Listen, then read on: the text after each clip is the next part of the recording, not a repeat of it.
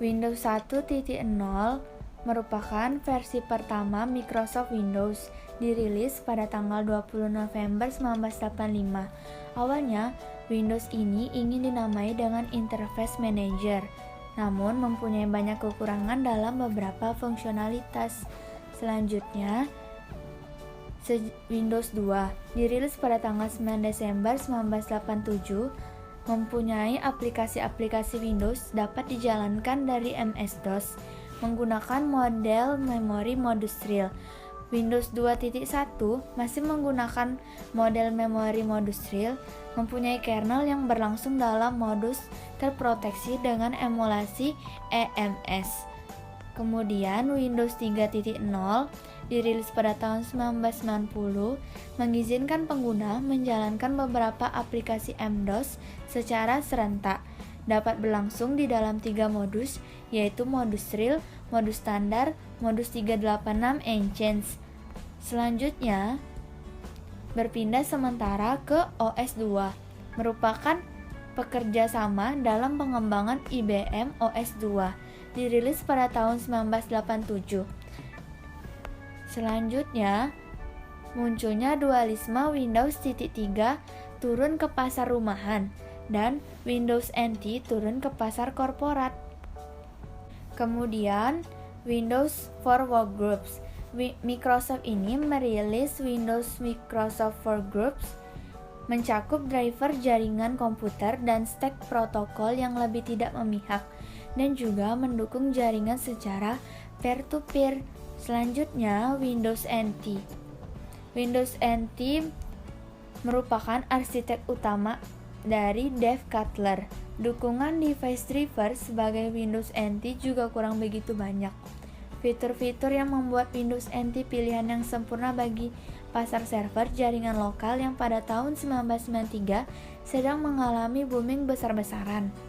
Kemudian, Windows 95 merupakan pengembangan versi Windows yang diberi nama kode Chicago, rilis pada tanggal 24 Agustus 1995.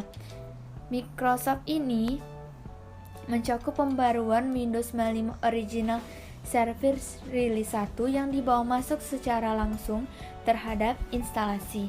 Selanjutnya, Windows NT 4.0 merupakan Windows NT 3.x, mempunyai antarmuka yang sama dengan Windows 95, tetapi menggunakan kernel yang sama dengan Windows NT.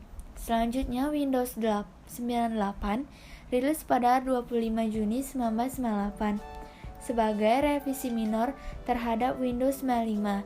Windows ini mencakup banyak driver perangkat keras baru dan dukungan sistem berkas FAT32. Selanjutnya, Windows 2000 rilis pada tahun 2000 pada tanggal 17 Februari menggunakan fitur Active Directory yang diadopsi dari Windows 98. Tersedia dalam 6 edisi. Yang pertama Professional Server, Advanced Server, Data Center Server, kemudian Advanced Server Limited. Selanjutnya Windows ME rilis pada September tahun 2000.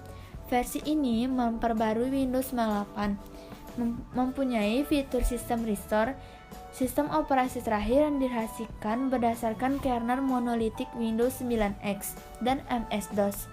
Lanjut, Windows XP pada tahun 2001 dirilislah Windows ini yang mempunyai nama kode Whistler.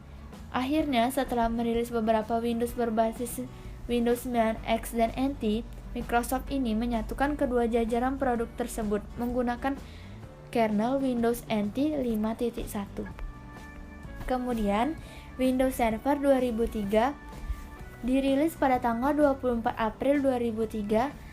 Windows ini menawarkan banyak fitur keamanan yang baru. Pemandunya, Manage Your Server Wizard. Windows Server 2003 menggunakan kernel Windows NT versi 5.2. Pada bulan Desember, Microsoft Windows ini merilis server 2003 R2. Lanjut, Windows Vista rilis pada 30 November 2006, memperkenalkan fitur grafik yang jauh lebih memikat yang dinamakan dengan Windows Aero GUI. Kemudian, Windows Home Server mempunyai nama kode key merupakan singkatan dari Quattro. Menggunakan program konsol yang dapat diinstalasikan pada sebuah PC klien, Windows ini mempunyai fitur media sharing backup terhadap drive lokal dan drive jarak jauh dan duplikasi berkas. Selanjutnya, Windows Server 2008 adalah sebuah versi baru Windows Server yang dijalankan dirilis pada tanggal 27 Februari 2008. Mempunyai nama kode Windows Server codename Longhorn, didirikan di atas beberapa keunggulan teknologi dengan keamanan yang pada awalnya diperkenalkan dengan Windows Vista dan ditujukan supaya dapat lebih modular secara signifikan ketimbang pendahulunya. Selanjutnya, Windows 2007 tersedia dalam 6 edisi, yaitu Starter, Home Basic, Premium, Professional, Ultimate, sama Enterprise, dirilis pada tanggal 22 Oktober 2009. Selanjutnya, Windows 8 dirilis pada tanggal 13 September 2011, mempunyai beberapa edisi. Windows 8 Pro sebanding dengan Windows 7 Pro dengan Ultimate ditunjukkan pada pengguna tingkat lanjut atau pengguna rumahan tingkat lanjut. Selanjutnya, Windows 8.1 dirilis pada tanggal 26 Juni 2013. Selanjutnya, Windows 10 dirilis pada 29 Juli 2015 bertujuan untuk mengatasi kekurangan dalam antarmuka pengguna pertama kali diperkenalkan oleh Windows 8. Mempunyai 4 edisi utama, yaitu Home, Pro, Enterprise, Education, Enterprise LTSB atau LTSC. Selanjutnya, Windows 11 dirilis pada tanggal 5 Oktober 2021 menampilkan antarmuka pengguna yang diperbarui oleh mengikuti pedoman Fluent Design Microsoft. Menu Start didesain ulang, menghilangkan ubah di sisi kanan, bilah tugas atau taskbar juga disederhanakan dan dipusatkan secara default. Task View, fitur baru yang diperkenalkan oleh Windows 10. Kelebihan dan kekurangan Windows 10 Pro 64-bit dari versi sebelum dan setelahnya. Untuk versi sebelumnya, yaitu Windows 8, memiliki kelebihan sebagai berikut. 1. Notifikasi terintegrasi untuk hampir semua akun online. Saat pengguna menggunakan sistem Windows 8, pengguna dapat mengaktifkan notifikasi untuk berbagai layanan akun online, sebut saja email atau jejaring sosial. Pengguna dapat mendapatkan notifikasi setiap kali akun email pengguna menerima pesan baru atau adanya permintaan teman pada akun Facebook. Yang nomor 2, proses booting relatif lebih cepat dari Windows versi sebelumnya. Yang ketiga, booting dengan BIOS berbasis UEFI lebih aman dengan teknologi Secure Boot. UEFI merupakan interface perangkat lunak antara sistem operasi dan firmware suatu perangkat laptop. UEFI juga dimaksudkan untuk mengganti antarmuka dari firmware Basic Input Output System atau BIOS yang ada pada komputer. Yang keempat, minimum system requirement yang ekonomis. Yang kelima, kompatibel dengan semua perangkat lunak untuk sistem operasi versi sebelumnya. Yang keenam, hasil pencarian pada start menu lebih luas. Biasanya, saat pengguna mengetikkan keyword pada kolom pencarian di start menu, secara default belum mendukung pencarian pada start menu. Hasil yang muncul adalah perangkat lunak terinstal pada komputer. Namun lain halnya saat pengguna mengetikkan keyword pada kolom pencarian di Windows 8. Hasil yang muncul pada pencarian di Windows 8 tidak hanya pada perangkat lunak yang terinstal, namun termasuk di dalamnya file atau folder yang namanya sesuai dengan keyword. Yang ketujuh, terintegrasi dengan Windows Store.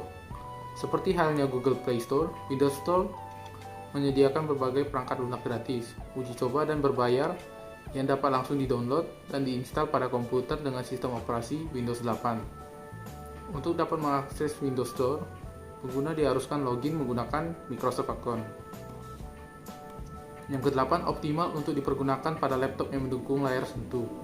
Yang ke-9, memiliki built-in antivirus resmi produksi Microsoft, yaitu Windows Defender.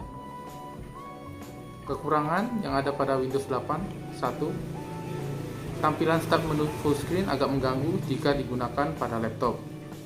Ketika menginstal sistem operasi Windows 8 pada notebook berukuran layar 10 atau 10,1 in, tampilan start menu full screen-nya cukup nyaman digunakan.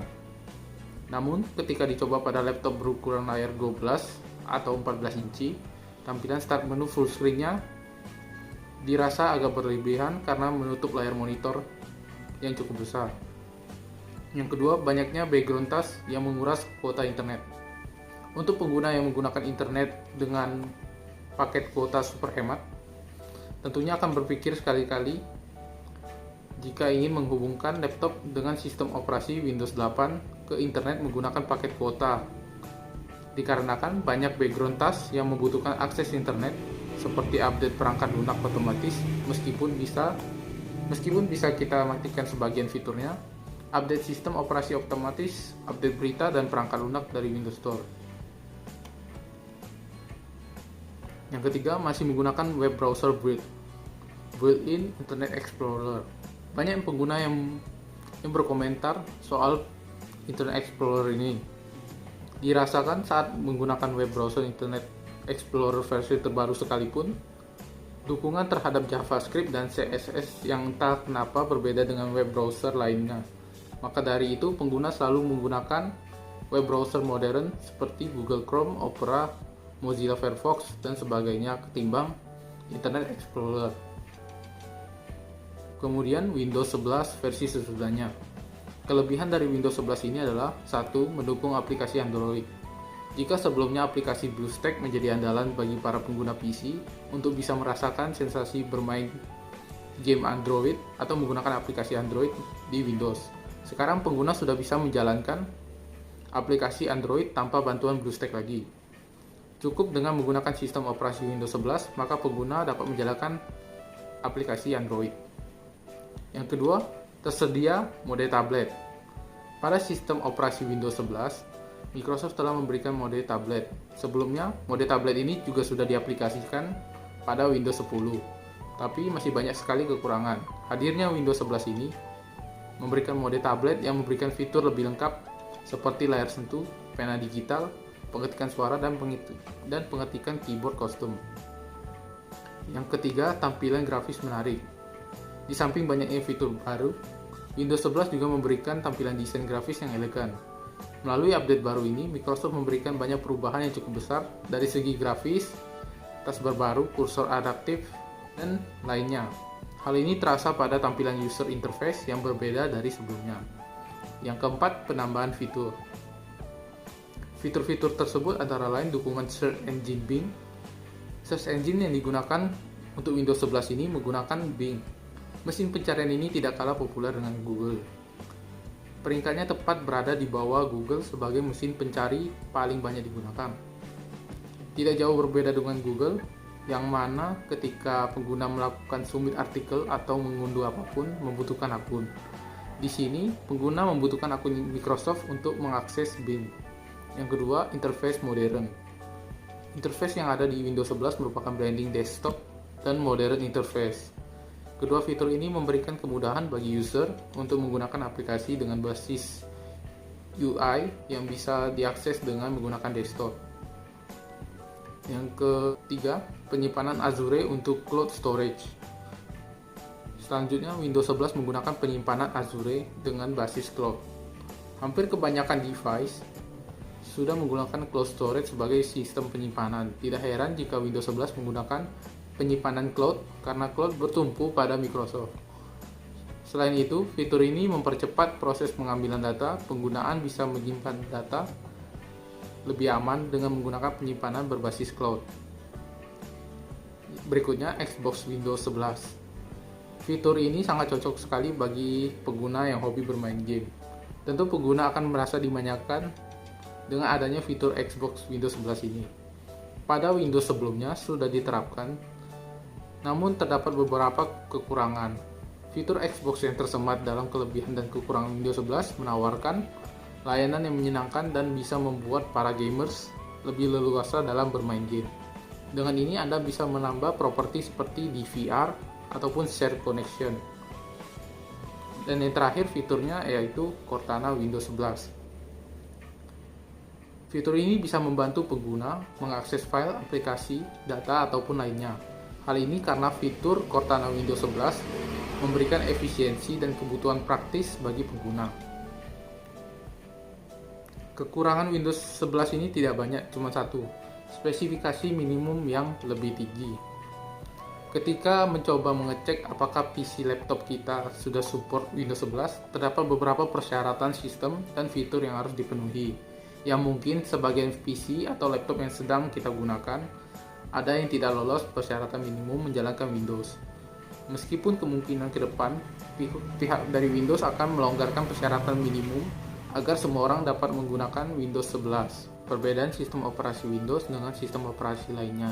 Di sini saya akan membandingkan Windows dengan sistem operasi Linux dan Unix. Dari sistemnya, Windows merupakan sistem operasi yang sangat populer yang dibuat oleh Microsoft, perusahaan yang didirikan oleh Bill Gates. Kelebihan dari sistem operasi Windows adalah memberikan kemudahan bagi penggunanya. Hal ini dikarenakan GUI yang user friendly dan kemudahan dalam mendapatkan bantuan dari technical support. Kekurangannya adalah sistem operasi ini mewajibkan pengguna untuk membeli lisensi dan memberlakukan sistem perpanjang jika pengguna ingin menggunakan sistem Windows terus-menerus. Hal ini mengakibatkan biaya yang menjadi lebih mahal. Yang kedua, sistem dalam Unix. Sistem operasi ini merupakan sistem operasi yang paling tua yang bertahan hingga sampai saat ini. Unix pertama kali dioperasikan pada tahun 1969 dan dibangun sebagai sistem yang mampu melakukan multitasking dan multi-user interface. Karena kemampuannya inilah masih banyak universitas, perusahaan besar, dan perusahaan komunikasi global yang menggunakan sistem mereka di bawah sistem operasi Unix.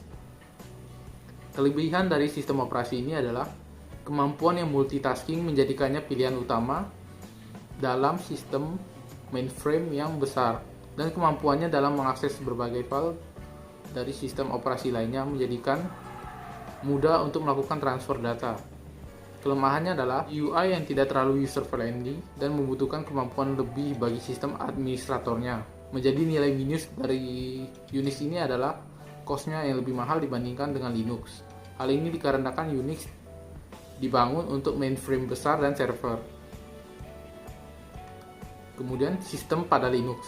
Linux menjadi terkenal sejak pertama kali diperkenalkan dan dirilis ke publik. Semenjak saat itu, Linux sudah sering dikembangkan ke berbagai arah. Mulai dari sistem operasi desktop, server, bahkan saat ini sudah menjadi otak dari sistem operasi mobile seperti Android, Tizen, dan Firefox OS. Kelebihan dari sistem operasi ini adalah aman, fleksibel, dan low cost, menjadikan kelebihan Linux sebagai sistem operasi yang bisa membuat kita betah untuk menggunakannya. Kekurangan dari sistem operasi ini adalah bukan pilihan yang mudah sebagai pemula dan sistem GUI-nya tidak terlalu user-friendly. Berikutnya perbedaan dukungan hardware dan software. Pada Windows, sistem operasi Windows unggul dalam hal ini. Windows banyak mendukung berbagai hardware dan software, sehingga hampir dapat diinstal pada semua perangkat komputer. Dengan pengguna yang banyak, maka software yang tersedia untuk Windows ini menunjang berbagai kebutuhan pengguna sistem operasi Windows. Namun, software yang tersedia di Windows ini cenderung tidak gratis dan cukup mahal. Yang kedua, Linux. Banyak hardware dan software yang mendukung sistem operasi Linux, namun tidak sebanyak Windows. Software pada Linux sangat berkembang karena banyak developer yang mengembangkan software untuk Linux, dan software pada Linux biasanya gratis. Berikutnya Unix. Dalam hal dukungan hardware dan software, sistem operasi Unix sangatlah kurang. Unix biasanya hanya mendukung software untuk keperluan kantoran dan server, serta hanya mendukung sedikit hardware yang umumnya sangat terbatas untuk bekerja. Hanya software dan hardware khusus untuk mendukung Unix. Ini karena sistem operasi ini tergolong mahal dan hanya orang tertentu yang bisa memakainya.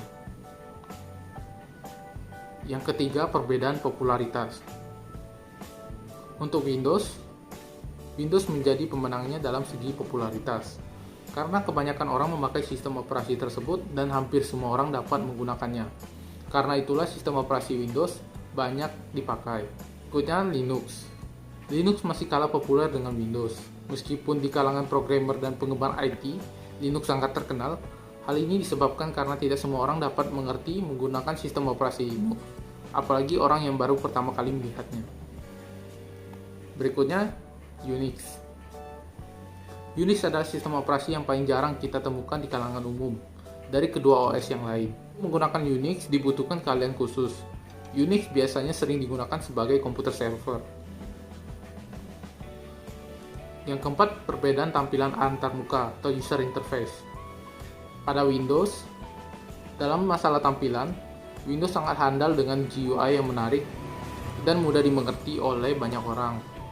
Oleh karena itu, banyak yang memakai sistem operasi Windows karena mudah digunakan. Yang kedua, Linux. Tampilan pada Linux sudah cukup bagus, namun tidak sebagus Windows.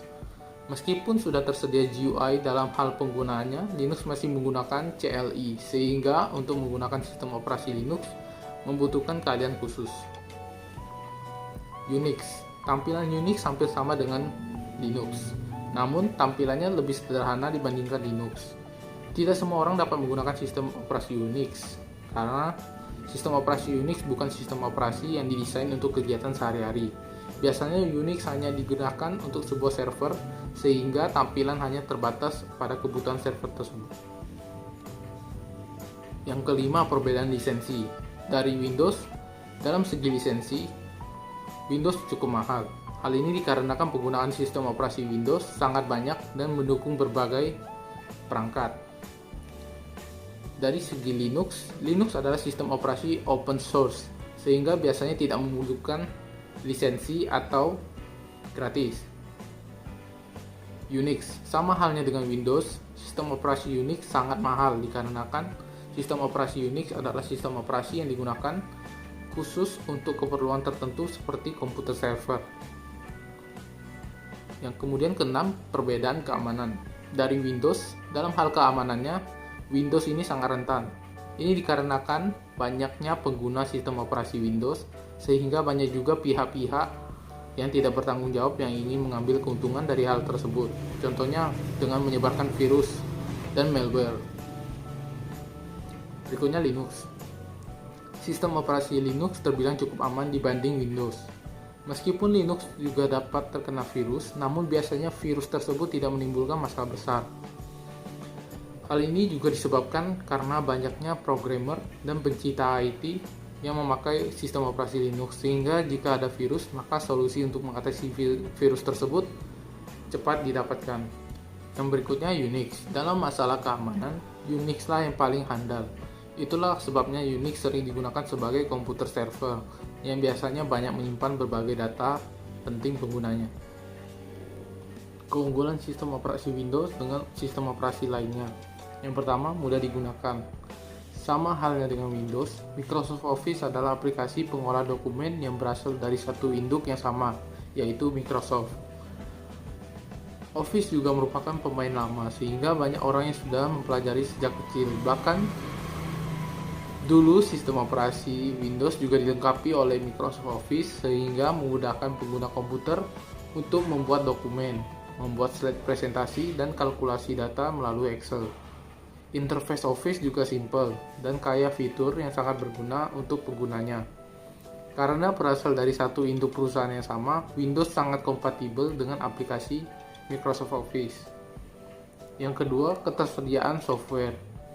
Terdapat banyak pilihan software atau aplikasi yang tersedia untuk sistem operasi Windows. Dikarenakan dominasi Microsoft pada pasar dunia yang menargetkan untuk user dan pengguna perangkat PC, komputer, dan laptop, serta software yang ditujukan untuk office atau perkantoran.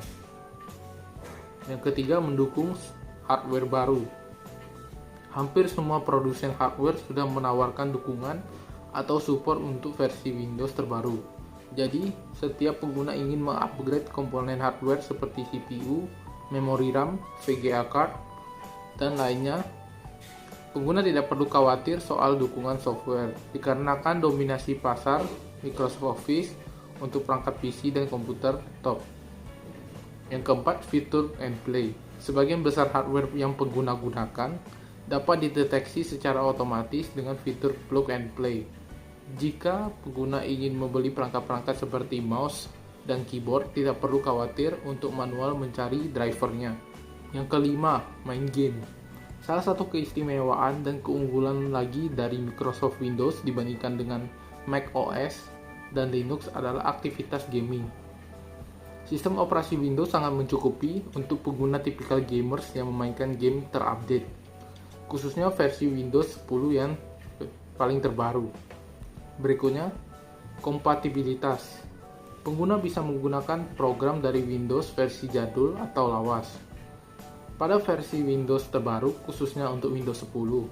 Jadi, sebagian besar aplikasi seperti program, game, dan utilitas yang dikembangkan untuk versi Windows sebelumnya akan berfungsi pada versi terbaru, yaitu Windows 10. Pilihan aplikasi berlimpah. Kebanyakan aplikasi dirancang khusus untuk bisa berjalan di sistem operasi Windows. Ini dikarenakan Windows memiliki pasar yang besar di dunia. Berikutnya, mudah diperbaiki dan dikembangkan. Windows menyediakan opsi untuk memperbaiki error di sistem operasinya dengan cukup mudah. Ditambah lagi, karena banyak orang atau programmer yang paham dengan Windows, maka sistem operasi ini relatif lebih mudah dikembangkan dan digunakan dalam jaringan komputer perusahaan. Berikutnya, mendukung sistem partisi.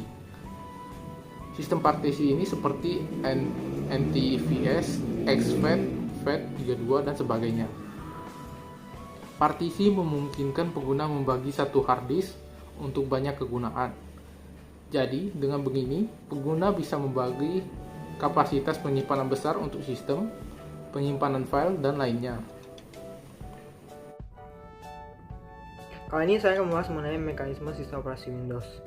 Yang pertama yaitu struktur dari sistem operasi Windows. Di sini terdapat gambar dari struktur operasi Windows, di mana terbagi menjadi kernel mode dan modul eksekutif. Kernel mode terdiri dari komponen-komponen. Yang pertama yaitu eksekutif. Eksekutif ini berisi dasar layanan sistem operasi seperti manajemen memori, proses dan manajemen thread, keamanan, input-output, dan komunikasi interproses. Yang kedua yaitu kernel. Kernel mengontrol eksekusi prosesor. Kernel juga mengelola thread, proses switching, pengecualian dan penanganan interupsi, dan multiprosesor sinkronisasi. Kemudian ada hardware abstraction layer atau HAL. Hal ini mengisolasi OS dari platform specific hardware differences. HAL membuat sistem komputer, sistem bus, DMA controller, interrupt controller, sistem timer, dan modul memori terlihat sama dengan eksekutif dan komponen kernel.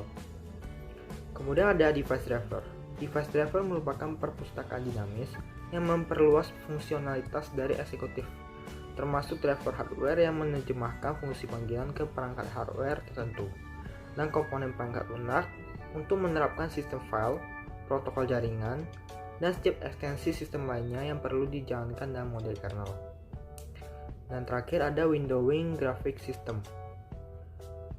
Windowing dan graphic system mengimplementasikan fungsi graphic user interface atau GUI seperti berurusan dengan Windows, control user interface, dan drawing. Eksekutif Windows termasuk komponen untuk fungsi sistem tertentu dan menyediakan API bagi pengguna model software. Nah, kemudian ada modul eksekutif. Yang pertama yaitu Input Output Manager. Input Output Manager menyediakan kerangka kerja di mana perangkat input output dapat diakses untuk aplikasi dan bertanggung jawab untuk pengiriman ke driver perangkat yang sesuai untuk diproses lebih lanjut. Yang kedua ada Cache Manager. Cache Manager meningkatkan kinerja berbasis file input output dengan cara membuat data file yang direferensikan untuk berada di memori utama untuk akses cepat, dan menunda disk writing dengan memegang pembaruan dalam memori untuk waktu yang singkat sebelum mengirimkannya ke disk. Ketiga ada Object Manager. Object Manager membuat, mengolah, dan menghapus objek eksekutif Windows dan tipe data abstrak yang digunakan untuk mewakili sumber daya seperti proses thread dan objek sinkronisasi. Yang keempat, Plug and Play Manager. Plug and Play Manager ini menentukan driver yang diperlukan untuk mendukung khususnya perangkat dan beban driver tersebut. Yang kelima yaitu Power Manager. Power Manager merupakan koordinat manajemen daya antar berbagai perangkat dan dapat dikonfigurasi untuk mengurangi konsumsi daya dengan mematikan perangkat. Yang keenam yaitu Security Reference Monitor. Hal ini memberlakukan akses validasi dan audit generasi rules. Kemudian yang ketujuh yaitu Virtual Memory Manager. Virtual Memory Manager ini mengelola alamat virtual, memori fisik, dan paging file pada disk. Kemudian yang kedelapan yaitu Process Thread Manager yang berfungsi untuk membuat, mengelola, dan proses menghapus dan thread object. Yang kesembilan yaitu Configuration Manager. Configuration Manager ini bertanggung jawab untuk melaksanakan dan mengelola sistem registry yang merupakan repository untuk kedua sistem yang luas dari berbagai parameter seperti pengaturan user. Nah, yang terakhir yaitu Local Procedure Call atau LPC Facility. LPC Facility mengimplementasikan efisiensi lintas proses prosedur berupa panggilan mekanisme komunikasi antara proses lokal dan mengimplementasikannya ke layanan dan subsistem. Serupa dengan panggilan dan prosedur remote RPC. Fasilitas yang digunakan untuk pengelolaan terdistribusi. Yang kedua, proses pada sistem operasi Windows. Windows adalah salah satu sistem operasi yang mempunyai banyak keunggulan dalam menjalankan suatu eksekusinya. Di dalam sistem operasi Windows, terdapat proses-proses yang sangat valid dan selalu berhubungan satu sama lain. Nah, di dalam Windows, prosesnya mempunyai beberapa elemen dasar untuk menjalankan proses tersebut, yaitu identifier, state, priority, program counter, memory pointer, context data, input-output status information, dan accounting information.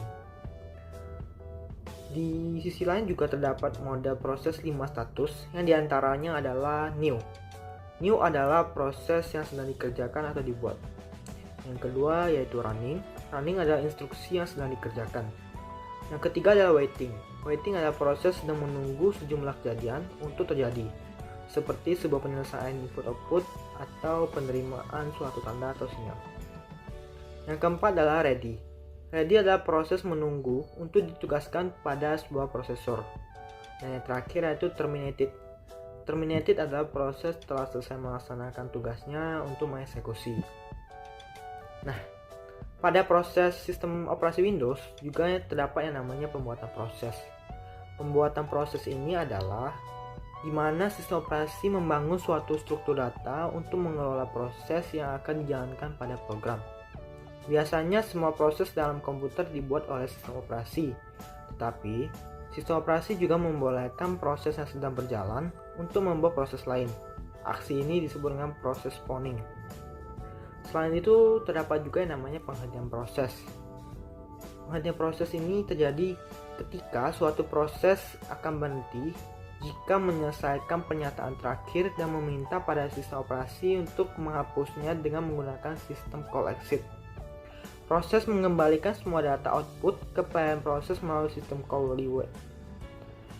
Kemudian proses akan dihapus dari list atau tabel sistem, dilanjutkan dengan menghapus PCB. PCB atau Process Control Bag adalah bentuk informasi-informasi lain yang diperlukan SO untuk mengendalikan, mengkoordinasikan beragam proses aktif dalam suatu proses. Yang ketiga yaitu penjadwalan proses pada sistem operasi Windows. Penjadwalan proses pada Windows menggunakan algoritma prioritas penjadwalan quantum based round robin berbasis preemptive priority scheduling. Penjadwalan preemptif merupakan penjadwalan di mana proses diberi jatah waktu oleh pemroses, yang mana pemroses dapat diambil alih oleh proses lain, sehingga proses disela sebelum selesai dan harus dilanjutkan menunggu jatah waktu pemroses kembali pada proses itu. Di mana sistem operasi Windows menggunakan algoritma quantum based round robin yang merupakan penjadwalan yang paling tua, sederhana, adil, dan banyak digunakan algoritmanya dan mudah diimplementasikan. Penjadwalan ini bukan di preempt oleh proses lain, tetapi oleh penjadwal berdasarkan lama waktu perjalannya proses, atau yang disebut dengan preemptive by time. Dan algoritma round robin merupakan penjadwalan tanpa prioritas yang berasumsi bahwa semua prosesor memiliki kepentingan yang sama, sehingga tidak ada prioritas tertentu. Namun tentunya algoritma yang tua ini memiliki beberapa masalah, seperti menentukan besarnya kuanta, yaitu kuanta yang terlalu besar itu menyebabkan waktu anggap besar dan turnaround time rendah. Kuanta terlalu kecil menyebabkan peralihan proses terlalu banyak sehingga menurunkan efisiensi proses. Yang keempat, deadlock pada sistem operasi Windows. Windows tidak memiliki fitur bawaan yang dirancang khusus untuk memeriksa deadlock saat runtime. Alasannya, untuk mendeteksi sebuah deadlock ternyata sama dengan memecahkan masalah pemberhentian atau halting. Windows berpotensi menentukan bahwa dua thread mengalami deadlock pada saat yang sama saat thread A memiliki akses untuk menulis di file 1 dan sedang menunggu di file 2. Sementara, thread B memiliki akses untuk menulis di file 2 dan sedang menunggu di file 1. Akan tetapi banyak program yang memiliki sistem perlindungan anti deadlock mereka sendiri, bahkan pada program yang tidak mungkin lolos dari deadlock. Baik thread A atau thread B dapat lepas dari deadlock kapan saja. Atau, thread C mungkin datang dan memaksa thread B untuk berhenti, atau proses yang melibatkan thread A mungkin berakhir karena alasan tertentu. Tidak ada cara bagi Windows untuk mengetahui apakah ada deadlock yang bersifat selamanya atau infinite, atau hanya sementara waktu.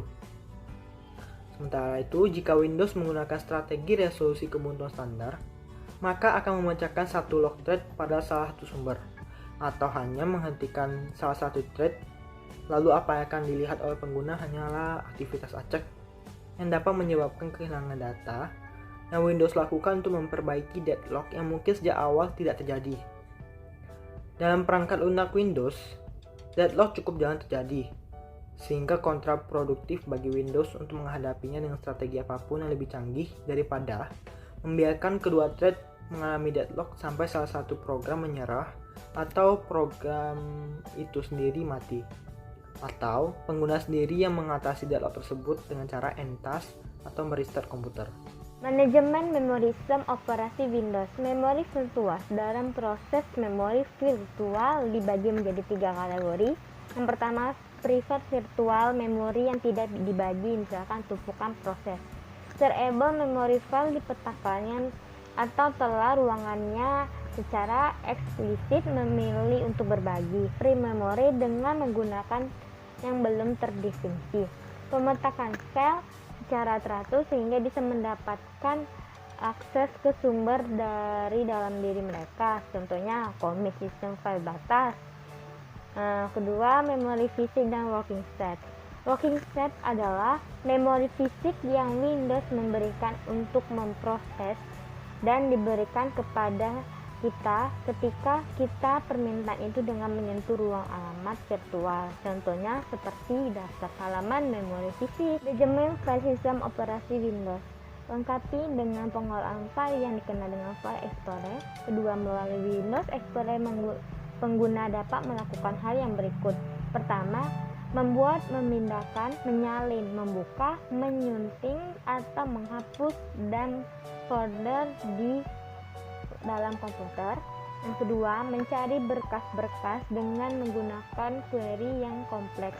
Ketiga, memetakan sebuah direktori yang terdapat dalam sebuah host di jaringan ke sebuah drive lokal dan memutuskan pemetaan tersebut. Yang keempat, melihat dan memanipulasi properties atau metadata untuk beberapa berkas dan beberapa objek sistem berkas lainnya. Yang terakhir, mampu menjadikan sebuah direktori dan sistem operasi Windows. Yang pertama, Windows Cleaner, kedua Windows Update, yang ketiga Windows Defender, yang keempat Windows Hello, dan yang terakhir BitLocker Driver Encryption. Terima kasih. Sistem operasi Windows tipe Sistem Windows 10 64 bit, RAM 2 GB, kapasitas 512 GB. Spesifikasi perangkat observasi prosesor Intel Core i3 3240, CPU 3,40 GHz, 4 CPU 3,4 GHz, RAM 2 GB, hard disk 512 GB, graphic card DirectX 12. Spesifikasi minimum Windows 10 Pro 64 bit, prosesor Intel generasi ke-8, Intel i3, i5, i7, i19 sampai 7X, Core M3 7XXX, Xeon i3 4X dan Xeon i5 4X. Prosesor AMD generasi ke-8, A series AX9XXX, S series AX9XXX, FX9XXX atau ARM64, prosesor Snapdragon SDM 850 atau di atasnya, RAM 2 GB, hard disk 32 GB, graphic card DirectX 9 atau di atasnya. RAM operasi pada perangkat Windows. Tipe sistem Windows 10 Pro 64 bit, RAM 2 GB, kapasitas simpanan 512 GB. Spesifikasi perangkat observasi: CPU Intel Core i3 sampai Intel Pentium 4 3240, CPU 3,4 GHz, 4 CPUs sampai 3,4 GHz, RAM 2 GB, hard disk 512 GB. Spesifikasi minimum aplikasi Accurate 4 Enterprise, CPU Intel Pentium 4, RAM 1 GB, hard disk kurang lebih 90 MB. Tentang perangkat yang kami observasi, spesifikasi hardware sistem operasi Windows 10 Pro 64 bit yang terdapat pada perangkat komputer PT Sinar Sentosa Primatama telah memenuhi spesifikasi minimum yang dibutuhkan Windows 10 Pro 64 bit agar dapat berjalan dengan baik. Selama uji coba penggunaan komputer yang diobservasi, semua kegiatan memproses data termasuk menggunakan aplikasi yang terinstal Accurate 4 Enterprise dapat berjalan dengan baik tanpa adanya kendala menjalankan aplikasi tersebut. Oleh karena itu, untuk mengaplikasikan sistem operasi Windows 10 Pro 64 bit pada komputer Anda disarankan agar untuk membandingkan spesifikasi perangkat Anda telah memenuhi kebutuhan spesifikasi minimum yang dibutuhkan. Sementara untuk aplikasi Accurate 4 Enterprise disarankan agar memiliki ruang lebih untuk database sehingga program dapat berjalan dengan baik. Namun bila silen yang mengakses melebihi 10 silen memori RAM saver, kami sarankan minimal 4 GB atau lebih besar lagi dan prosesor minimum Core i3 agar proses lebih cepat dan tidak lambat saat diakses secara bersamaan.